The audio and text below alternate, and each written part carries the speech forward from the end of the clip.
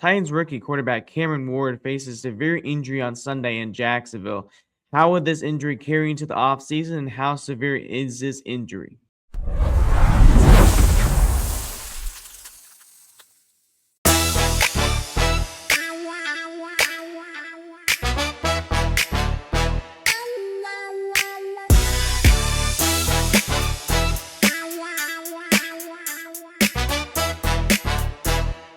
Welcome back to the show. Happy Monday, y'all. I am your host, Titan Report Podcast. Appreciate you guys tuning in today. Is the last Titans game recap of the season. Cam Ward's injury is going to be the biggest thing we're going to be talking about today on the show.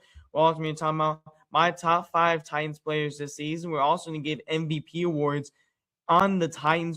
We're going to talk about who's the MVP, who's the defensive player of the year, offensive player of the year, offensive rookie of the year, defensive rookie of the year, etc. Also, before we kick things off, I just want to talk about the show updates. We're going to have one episode per week now. So the episodes will be out Sunday mornings at 10 a.m. Central. So repeat, Sunday mornings, 10 a.m. Central is how the show is going to go. So stay tuned for that. It'll be very good and fun time. So we're going to have a ton of interviews. We're going to have a ton of guests coming on the offseason. We have a guest coming on next week to talk about playoff predictions. After the next couple weeks, we're going to talk about some Nashville Predators on the show. And then the head coach will also be talking about as well. Schedule conflicting to see when the head coach gets hired. So moving things around, kind of playing with things at the moment. I will let you all know the schedule once it's official.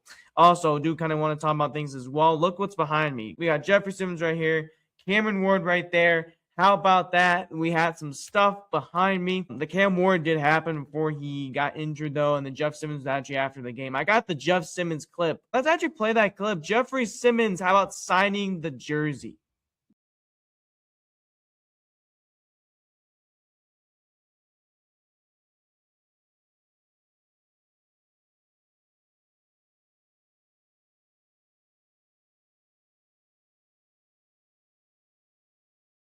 All right, so now we're going to be talking about Cameron Ward's shoulder injury after y'all just saw the Jeffrey Simmons clip. I thought that clip, though, was actually pretty cool. So I'm very glad I got that from Jeff Simmons. Shout out to him again. But I didn't want YouTube to copyright the music also because I put music over it because I lost somehow audio to it. I have no idea how. I have to go back and see if I can find it. But I did not get the audio on my glasses. So Cameron Ward got diagnosed with an AC joint sprain. We do not know what grade it is currently. But that's a good sign. We all thought it was grade 3, which was the worst strain for Cam Ward, which it still could possibly be. Cam Ward did say, and both Mike McCoy both confirmed that there is good signs and there is progress to it. Somebody asked if this is going to delay Cameron Ward's offseason progress in this program to what he's been working on, and he said no. He says, I still have the same program, although he can't throw for a little while. It's likely around a 6 to 12-week process for Cameron Ward. We'll keep an eye on it and see what he's going to do at the moment. But right now, he does not need surgery. That's a huge plus for Titans fans. And everybody should take a sigh of relief because that's the biggest thing, is that was the biggest, worst outcome you can have. But Cameron Ward does not need surgery on his throwing shoulder as of today. So that's a huge sign of relief. So heading into the offseason with some good positives. Now we're going to talk about 5 things I saw in the game to break down. And number 1 is Cam Ward's injury. And yes, after when he kind of went down with the shoulder injury, like I said, the biggest problem was we're going to see what he's going through, the testing, all that results. So that was the biggest thing in the game. Cameron Ward started off good, 3 for 52 with that nice touchdown, rushing touchdown. And everybody's like, man, good start for Cam Ward. The Jags look inconsistent, in their first drive. And Cam Ward goes out. The quarterback in the NFL played the most snaps at that position all year long into week 18. And fortunately, that was a tough break for Cam Ward. How about Jeff Simmons, number 2, breaking Jurrell Casey's mark? Yes, we talked about this last episode. He would break Jurrell Casey's franchise record for 10.5 sacks as a defensive tackle. Jeff Simmons got an early sack on the first play of the game. Jeff Simmons got a rush. He got free. He beat the left guard. Jeff Simmons got around. Trevor Lawrence held the ball for way too long on that play, and he got home. And he says he's grateful to finish the season off the right way. He says he wishes a lot of plays he can get back, but he says this is the best season I've had in years. It means a lot. Number 3, Titans return man Seymour GK having the single season franchise and punt return average. Seymour GK on Sunday had an average of 17.3 yards per return. Billy White Shoes Johnson was the last time who had the biggest mark of 15.4 yards per return, which was set in 1977. Number 4 is the running game. It struggled. Tony Pollard did not get much hold. Jacksonville Jaguars have number 1 rushing defense heading into the playoffs. That's a thing in their favor, especially with a lot of running backs in the playoffs who look dangerously hungry. Number 5, the Titans season is over. The Titans, who got 6 wins in the last 2 years, need to change things around. They need to get more talent in here. They need to make sure that they work with the future head coach, Mike Borgonzi, and to change this franchise around for the future. Hopefully, this Titans draft class also help whoever they bring in free agency, but the season is over. Jeffrey Simmons did say it has been a long, tough season, and they said that they wanted to win. When the clock hits 0, we have a lot of reflecting to do, a lot of film to do in the offseason, a lot of work to do. I'm looking the Titans to have a big season. Starting out with number 1, I'm going to go with Jaden Harrell. Now, the thing with Jaden Harrell is he did get a nice sack in this game. Like I said before in the past, Jalen Harrell has been a really nice addition in the rotation. And this is a guy who's doing a really nice job. He had a quarterback pressure. He didn't have a quarterback sack and also a tackle for loss. So Jalen Harrell has actually looked really solid for the Titans. And this is a guy I think is going to get better as the years goes on. A guy from Michigan who got drafted late in the round this last year was Rand Carthon's pick. So I think Harrell's just getting better week by week. I'll start on number 4 is Truman Jones. I've given him a shout out before, and again, this guy keeps making plays. This is a guy, a nice rotation piece. Another week without Arden Key, and Truman Jones is going to be here around, this year and year coming forward. The thing about him is he's a nice rotation piece. He's obviously not a starter, but he fits in roles. He fits in perfectly, and he's done a really nice job. He had 5 tackles, 2 solos, a tackle, and a pass deflected. So it's giving me a tackle for loss. So Truman Jones did a really nice, solid, underrated season, especially back coming here in October. Number 3, James Williams. Look, I'll say this. James Williams, who back in training camp came here, who was kind of up and down season. I think this guy is doing a really nice job taking over as a backup Tennessee Titans linebacker, especially in that third down role, especially with guys who've been out and who've been injured. James Williams did a nice job. 5 total tackles, 2 solo, and a tackle for loss. Number 2, a shout out to Micah Robinson. Now, the thing about Micah Robinson is he came in late into the year, had to learn in a new system, especially after trading Roger McClary. Micah's done a really nice job, though, being inactive for the first couple games he was here in Tennessee. Now taking in a big role after the injuries to the whole secondary. Micah Robinson had his best game as a Titan yesterday. 7 total tackles, 3 solos, and 1 tackle for loss.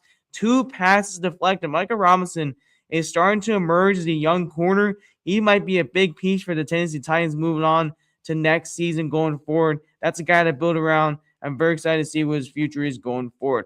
And number 1 is none other than Jeffrey Simmons. Got 11 sacks. Jeffrey Simmons, the most tackle sacks in a season in the Titans era. How about that? That is absolutely mind-blowing. And we talked about a lot of that this episode. Jeffrey Simmons continues to do things on and off the field that just amazes people. Jeffrey Simmons belongs in number 1. I still think he's a player to build around on the defense. I think the Titans, if once they get edge help and help around Jeffrey Simmons, this team's going to be changing for the future. But yes, those are my top 5 Titans players of the game last week. All right, so now we're going to be talking about, before I get anything else, the draft position. And the Titans, who did finish at number 4, Arizona moved up to number 3 because of the strength of schedule, and they lost the Los Angeles Rams. Currently, number 1 is the Las Vegas Raiders, then the Jets, and then the Arizona Cardinals. So the Titans do lose, but they still finish at number 4 in the draft. I did a recent mock draft where I picked Ruben Bain. It was all of my social media. I think that's a smart pick right there. I'm very interested to see if the Titans do pick Ruben Bain. It is a question mark. Ruben Bain, Cardinal Tate. That's a hint for the next couple episodes. We're going to talk about the Titans' schedule as well. The home opponents versus the road opponents. So the Titans face the Texans twice, once at home, once on the road. The Colts twice, once home, once road. Jacksonville Jaguars, same thing twice. And then you face the Browns, the Steelers, the Jets, the Eagles, and the Commanders all at home. On the road, though, you face the Bengals, you face the Ravens, the Raiders, the Cowboys, the Giants, and the Lions. On the road, though, you face the Bengals, Ravens, Raiders, Cowboys, Giants, and Lions. That should be very interesting.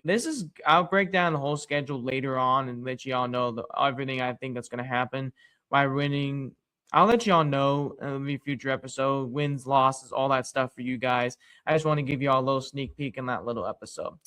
We do got one more thing we got to talk about before we move on. So earlier this week on Friday, before the podcast came out, so Amy Armstrong put this statement out. I'm not going to read the whole thing. She said, Chad and Mike approached me with the evaluation of the past season, especially the last couple years, for the several job descriptions. Because the biggest thing was for Rand Carthon, what was his job description? Well, we finally got the answer, and Amy Armstrong agreed. So moving forward, they're moving that Mike will serve as the general manager in the most traditional sense, pick and support the players, oversee the coaching staff. Chad will continue to lead everything else about the football team. Mike will manage the 53-man roster and lead the head coach. I love that. That's a great move by the Titans front office. Letting your GM, who you brought in to trust, that is such a fantastic move. Credit to the organization for that. That's something that we've been waiting on for so long. So now we're going to talk about my awards of the season. We're going to save the MVP award for last, but I'm going to start out with the comeback play of the year, and that is linebacker Cedric Gray. Gray only played in 7 games last year, and Gray coming into 2025 was going to be the biggest question mark at the Titans linebacker. Gray with 164 tackles, 97 of those were solo, 1 sack, and 4 passes deflected. Also got a fumble recovery for 19 yards. Cedric Gray's had a really underrated season, a really nice one for the Tennessee Titans. He's been a big leader on that defense. I'm excited to see what the Titans can build around Cedric Gray heading into 2026, but I think just overall his injuries last season, so now coming into 2026, he is a guy that's going to make a big impact for this defense. All right, coach of the year is John Bones Fossil. He's done a really nice job, especially with the Titans special teams, who was struggling last year. He brought a nice special teams coordinator in mind. He's one of the best in the game, and he's done a really nice job with guys like Seymour DK to teach him, to let him grow around him. Because another thing, and go on the year, who's going to be the Titans punt returner? And Seymour DK's done a really nice job of that. Another guy has been healthy all year long. Bones Fossil, great job working with your coaching staff and your teammates.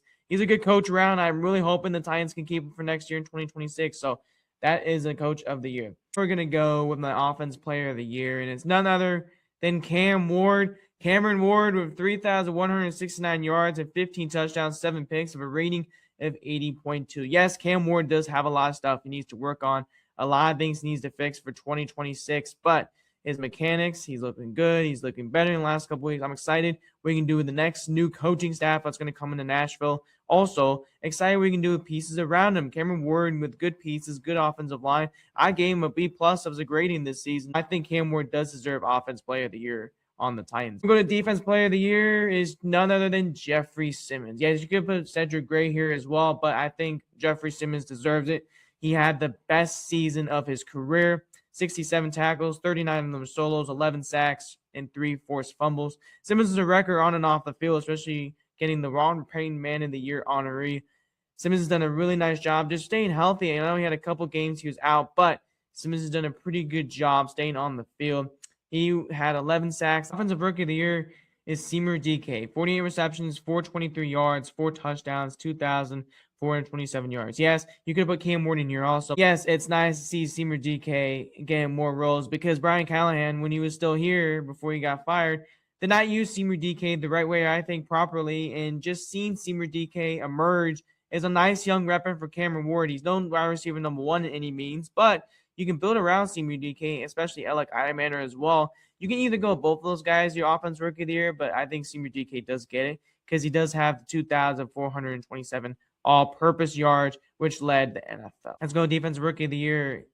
Defensive rookie of the year is Kevin Winston Jr. Yes, he did miss the first 4 games, and he didn't miss the rest of the training camp, but 34 tackles, 21 solos, 13 assists, 1 sack. Man, we saw a lot of promise having Kevin Winston Jr., who's hopefully going to be here for a very long time. And it's another guy to build around that defense. I think he's done a really nice job under Denard Wilson. Denard Wilson's getting credit on almost every single week for him growing, him learning, him wanting to learn under the veterans. Kevin Winston Jr. is going to be a stud for years to come. All right, the MVP award is all of y'all have been waiting on. Defensive tackle Jeffrey Simmons wins MVP. Jeffrey Simmons, man, like I just mentioned, on and off the field, one heck of a player. He's a great leader. He's really been better as a leadership. He's really been better in his mind. And I think the biggest thing going in 2026 is they need to build around Jeff Simmons. Jeff Simmons does want to stay here in Nashville. He wants to stay in Tennessee. He wants to be a leader for guys like Cameron Ward behind him and guys like on that defense like Devon Richway. He said earlier, hey, I'm taking you to Texas. We're going to go train together. He wants to learn. He wants to get better day by day. Jeffrey Simmons knows this is his team to build around, and this is his defense. And hopefully, Jeffrey Simmons can lead the Titans to more wins in 2025.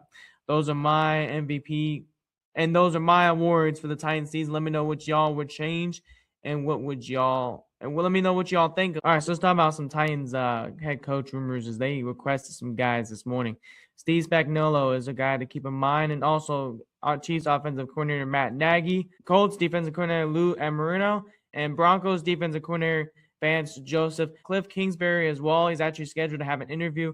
One guy to keep in mind of has not been talked about yet is Mike McCarthy, so we'll keep that in mind as well. Also, a couple of head coaching firings that happened this morning. We had 3 of them this morning. We had 4 of them in the last 24 hours. Keep an eye on for the name for the Tennessee Titans. Raheem Morris of the Atlanta Falcons got fired. He's been viewed as a defensive coordinator around the NFL. I'm interested to see if the Titans can bring him in on the defensive coordinator staff if the Titans hire Chris Shula. Kevin Stefanski got fired from the Browns this morning, along with Pete Carroll and Jonathan Gannon from the Arizona Cardinals. We'll be interested to see if the Baltimore Ravens do the same for John Harbaugh. Also, we'll see that they do the same for Miami's coach, Mike McDaniel. So those are some head coaching rumors. All right, the playoff bracket is set. We do want to talk about it, and then we'll break it all down on next episode. We'll talk about that as well. The Rams are playing the Panthers in the first game on Saturday, and then it's the Packers versus the Bears. Then it's the Bills versus the Jags on Sunday, and then it's the 49ers, Eagles, and Chargers, Patriots to round out the night. Then you got the Texans and the Pittsburgh Steelers. The Baltimore Ravens lost a really close game last night. That was very unfortunate for them. The missed field goal by Tyler Loop, the rookie, who that kick did go right, and that's so unfortunate. So anyway, those are the playoff bracket. We'll be talking about it on next episode. I think a lot of people are going to be very excited to see my picks, also somebody else's picks as well. All right, that's it from the Titan Report podcast. Appreciate you guys. Thank you all for tuning into the show for the final game recap of the season. I'll see y'all next week with the special guest. Tighten up.